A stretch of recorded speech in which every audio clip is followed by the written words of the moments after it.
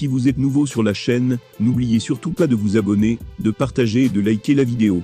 On commence.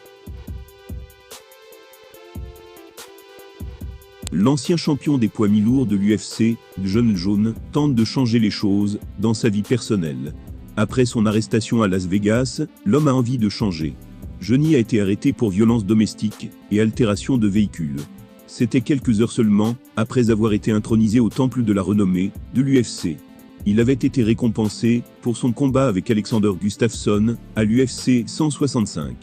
Il aurait agressé sa femme dans leur chambre d'hôtel du Caesars Palace devant les enfants du couple.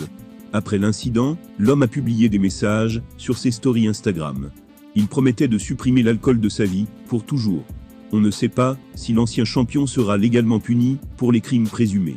Mais il affirme qu'il cherche à ouvrir un nouveau chapitre de sa vie et à apprendre de ses erreurs. Sa date d'audience initialement prévue à Las Vegas a été reportée, et on ne sait pas quand il comparaîtra.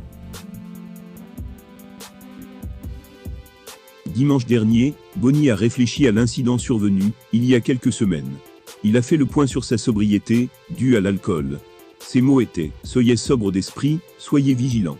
Votre adversaire, le diable, rôde comme un lion rugissant, cherchant quelqu'un à dévorer. Ma famille, ma vie, ma carrière auraient pu se terminer après ce qui s'est passé. Mais Dieu avait d'autres plans pour moi. Ça fait maintenant 60 jours que je suis sobre, et ça compte. » Jon est absent de l'UFC depuis qu'il a quitté le titre des poids mi-lourds l'année dernière. Après sa défense réussie contre Dominick Reyes, il a quitté la division. Actuellement, il poursuit une nouvelle entreprise chez les poids lourds. L'homme n'a pas encore fait ses débuts dans la division et vise un retour pour l'année prochaine. Jon et l'UFC ont clairement indiqué qu'il affrontera probablement le vainqueur entre Francis Ngannou et Cyril Gane. Une façon spectaculaire de faire ses débuts chez les poids lourds.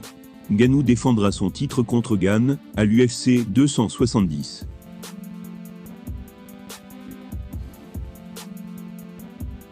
Les actions ont beaucoup plus d'impact que les mots. Johnny devra sans doute prouver qu'il est prêt à apporter des changements substantiels pour éviter les ennuis loin du MMA. Pour l'instant, les fans attendent avec impatience son retour dans le sport qu'il domine depuis des années. Néanmoins, il est évident que cette confession laisse beaucoup de combattants perplexes. C'est le temps notamment de Daniel Cormier, qui répond très souvent aux déclarations de Jon. Daniel Cormier n'est pas trop convaincu par les prétentions de sobriété de Bonnie. L'homme a récemment déclaré qu'il avait l'esprit clair depuis 60 jours. Le seul problème avec cette affirmation est le fait qu'au moment où Jon a publié ce tweet, il n'était qu'à 58 jours de son dérapage. C'est quelque chose que Mike Bohn de MMA Junkie a souligné sur Twitter. Il a mis en évidence l'incohérence dans ce que l'ancien champion disait par rapport aux faits.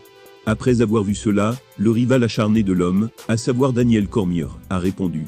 Il a souligné à quel point il est amusant que son ennemi ne puisse pas garder une trace de sa propre sobriété présumée.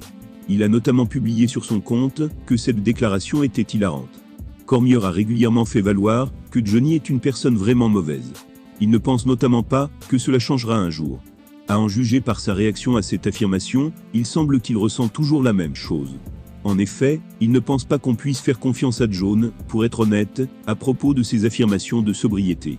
En fin de compte, la seule personne à qui l'homme est responsable de sa sobriété est lui-même. Peu importe que ce soit Daniel Cormier, son ancien coach, ou n'importe qui d'autre, le temps a prouvé que l'ancien champion des poids mi-lourds ne va apporter des changements que s'il est celui qui veut le faire. Que pensez-vous de l'erreur apparente qu'il a commis dans son décompte de sobriété ?